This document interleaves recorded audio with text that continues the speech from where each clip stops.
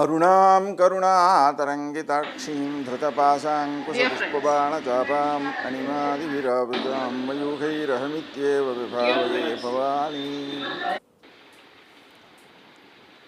Suman Karthika TV మాసం ప్రేక్షకులకి 3వ రోజు విశేషం.